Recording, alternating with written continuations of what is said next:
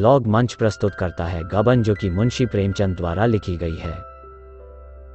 गबन प्रेमचंद द्वारा रचित उपन्यास है। निर्मला के बाद गबन प्रेमचंद का दूसरा यथार्थवादी उपन्यास है। कहना चाहिए कि यह उनके विकास की अगली कड़ी है। गबन का मूल विषय है महिलाओं का पति के जीवन पर प्रभाव। गबन का अर्थ है अपराध। इस किताब के लेखक है मुंशी प्रेमचंद। प्रकाशक पुस्तक महल 2013 पहला एडिशन। पृष्ठ संख्या 272। उपलब्ध अमेज़न किंडल। तो चलिए अब कहानी की ओर चलते हैं। गबन की नायिका जालपा एक चंद्रहार पाने के लिए लालायित है। उसका पति कम वेतन वाला क्लर्क है, यद्यपि वह अपनी पत्नी के सामने बहुत अमीर होने का अभिनय करता है। अपनी पत्नी को संतुष्ट करने के लिए वह अपने दफ्तर से गबन करता है और भागकर कलकत्ता चला जाता है, जहां एक कुंजड़ा और उसकी पत्नी उसे शरण देते हैं। डकैती के एक जाली मामले में पुलिस उसे फंसाकर मुखबिर की भूमिका में प्रस्तुत करती है। उसकी पत्नी परिताप से भरी कलकत्ता आती है और उसे जेल से निकालने में सहायक होती है। इसी बीच पुलिस की तानाशाही के विरुद्ध एक बड़ी जन जागृति शुरू होती है। इस उपन्यास में विराट जन आंदोलनों के स्पर्श का अनुभव पाठक को होता है। लघु घटनाओं से आरंभ होकर राष्ट्रीय जीवन में बड़े बड़े तूफान उठ खड़े होते हैं। एक क्षुद्र वृत्ति की लोभी स्त्री से राष्ट्र नायिका में जालपा की परिणति प्रेमचंद की कलम की कलात्मकता की पराकाष्ठा है। इसमें दो कथानक हैं, एक प्रयाग से संबद्ध और दूसरा कोलकाता से संबद्ध। दोनों कथानक जालपा की मध्यस्थता द्वारा जोड़ दिए गए हैं। कथानक में अनावश्यक घटनाओं और विस्तार का अभाव है। प्रयाग के छोटे से गांव के जमींदार के मुख्तार महाशय दीनदयाल और मानकी की इकलौती पुत्री जालपा को बचपन से ही आभूषणों, विशेषतः चंद्रहार की लालसा लग गई थी। वह स्वप्न देखती थी कि विवाह के समय उसके लिए चंद्रहार जरूर चढ़ेगा। जब उसका विवाह कचहरी में नौकर मुंशी दयानाथ के बेकार पुत्र रमानाथ से हुआ तो चढ़ावे में और गहने तो थे, चंद्रहार न था। इससे जालपा को घोर निराशा हुई।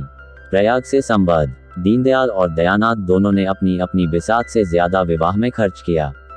दयानाथ ने कचहरी में रहते हुए रिश्वत की कमाई से मुंह मोड़ रखा था।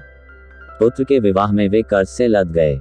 दयानाथ तो चंद्रहार भी चढ़ाना चाहते थे, लेकिन उनकी पत्नी जागेश्वरी ने उनका प्रस्ताव रद्द कर दिया था। जालपा की एक सखी शहजादी उसे चंद्रहार प्राप्त करने के लिए और उत्तेजित करती है। जालपा चंद्रहार की टेक लेकर ही ससुराल गई।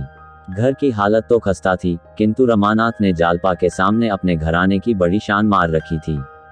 कर्ज उतारने के लिए जब पिता ने जालपा के कुछ गहने चुपके से लाने के लिए कहा तो रमानाथ कुछ मानसिक संघर्ष के बाद आभूषणों का संदूक चुपके से उठाकर उन्हें दे आते हैं और जालपा से चोरी हो जाने का बहाना कर देते हैं, किंतु अपने इस कपटपूर्ण व्यवहार से उन्हें आत्मग्लानि होती है, विशेषतः जबकि वे अपनी पत्नी से अत्यधिक प्रेम करते हैं।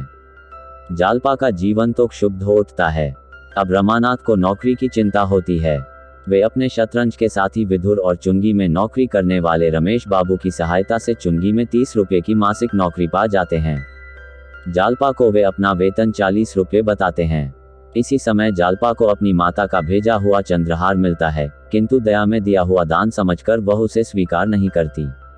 अब रमानाथ में जालपा के लिए गहने बनवाने का हौसला पैदा होता है। इस हौसले को वे सराफों के कर्ज से लद जाने पर भी पूरा है। इंदुभूषण वकील की पत्नी रतन को जालपा के जड़ाऊ कंगन बहुत अच्छे लगते हैं। वैसे ही कंगन लाने के लिए वह रमानाथ को 600 रुपये देती है। सर्राफ इन रुपयों को कर्ज खाते में जमा कर रमानाथ को कंगन उधार देने से इनकार कर देता है। रतन कंगनों के लिए बराबर तकाजा करती रहती है। अंत में वह अपने रुपये ही वापस लाने के लिए कहती है। उसके रुपये वापस करने के ख्याल से रमानाथ चुंगी के रुपये ही घर ले आते हैं। उनकी अनुपस्थिति में जब रतन अपने रुपये मांगने आती हैं तो जालपा उन्हीं रुपयों को उठाकर दे देती हैं। घर आने पर जब रमानाथ को पता लगा तो उन्हें बड़ी चिंता हुई। गबन के मामले में उनकी सजा हो सकती थी। सारी परिस्थिति का स्पष्टीकरण करते हुए उन्होंने अपनी पत्नी के नाम एक पत्र लिखा। वे उसे अपनी पत्नी को देने या न देने के बारे में सोच ही रहे थे कि वह पत्र जालपा को मिल जाता है। उसे पत्र पढ़ते देखकर उन्हें इतनी आत्मग्लानि होती है कि वे घर से भाग जाते हैं। जालपा अपने गहने बेचकर चुंगी के रुपये लौटा देती है। इसके पश्चात कथा कलकत्ते की ओर मुड़ती है। कलकत्ते से संबद्ध कलकत्ते में रमानाथ अपने हितैषी देवी दीन खटिक के यहाँ कुछ दिनों तक गुप्त रूप से रहने के बाद चाय की दुकान खोल लेते हैं। वे अपनी वास्तविकता छिपाए रहते हैं। एक दिन जब वे नाटक देखकर लौट रहे थे, पुलिस उन्हें सुबह में पकड़ लेती है। घबराहट में रमानाथ अपने गबन आदि के बारे में सारी कथा सुना देते हैं। पुलिस वाले अपनी तहकीकात द्वारा उन्हें निर्दोष पाते हुए भी नहीं छोड़ते और उन्हें क्रांतिकारियों पर चल रहे एक मुकदमे के गवाह के रूप में पेश कर देते हैं। जेल जीवन से भयभीत होने के कारण रमानाथ पुलिस वालों की बात मान लेते हैं। पुलिस ने उन्हें एक बंगले में बड़े आराम से रखा और जोहरा नामक एक वेश्या उनके मनोरंजन के लिए नियुक्त की गई।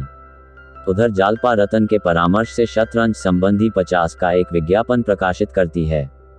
जिस व्यक्ति ने वह विज्ञापन जीता वह रमानाथ ही थे और इससे जालपा को मालूम हो गया कि वे कलकत्ते में हैं।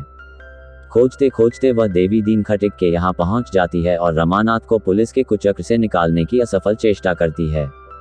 रतन भी उन्हीं दिनों अपने बूढ़े पति का इलाज कराने के लिए कलकत्ते आती है।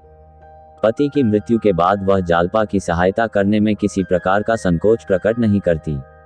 क्रांतिकारियों के विरुद्ध गवाही देने के पश्चात उन्हें जालपा का एक पत्र मिला जिसने उनके भाव बदल दिए। उन्होंने जज के सामने सारी वास्तविकता प्रकट कर दी, जिससे उसको विश्वास हो गया कि निरपराध व्यक्तियों को दंड दिया गया है। जज ने अपना पहला निर्णय वापस ले लिया। रमानाथ, जालपा, जोहरा आदि वापस आकर प्रयाग के समीप रहने लगे। उपसंहार: जालपा के कारण रमानाथ में आत्मसम्मान का फिर से उदय हो जाता है। जोहरा वैश्या जीवन छोड़कर सेवा व्रत धारण करती है। रमानाथ और जालपा भी सेवा मार्ग का अनुसरण करते हैं। जोहरा ने अपनी सेवा, आत्मत्याग और सरल स्वभाव से सभी को मुग्ध कर लिया था। रतन मृत्यु को प्राप्त हुई। एक बार प्रयाग के समीप गंगा में डूबते हुए यात्री को बचाते समय वह बह गई। रमानाथ ने कोशिश की कि उसे बचाने लिए आगे बढ़ जाए। जालपा भी पानी में कूद पड़ी थी। रमानाथ आगे न बढ़ सके। एक शक्ति आगे खींचती थी, एक पीछे। आगे की शक्ति में अनुराग था, निराशा थी, बलिदान था। बंधन ने रोक लिया। कलकत्ते में जोहरा विलास की वस्तु थी। प्रयाग में उसके घर के प्राणी जैसा व्यवहार होता था। दयानाथ और रामेश्वरी को यह कहकर शांत कर दिया गया था कि वह देवी दीन की विधवा बहू है। जोहरा में आत्मशुद्धि की ज्योति जगमगा उठी थी। अपनी क्षीण आशा लिए रमानाथ और जालपा घर लौट गए। उनकी आंखों के सामने जोहरा की तस्वीर खड़ी हो जाती थी। तो यह था गबन का एक्सप्लेनेशन। होप आपको पसंद आया हो।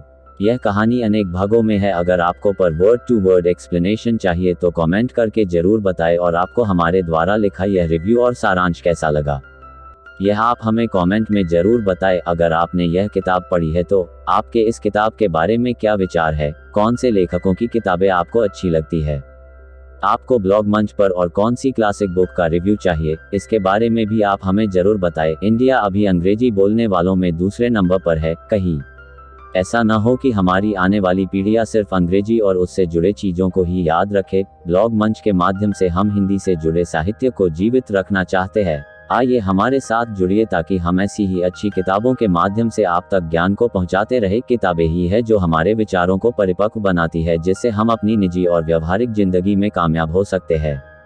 हमसे जुड़ने के लिए ब्लॉग मंच को सब्सक्राइब कीजिए। धन्यवाद।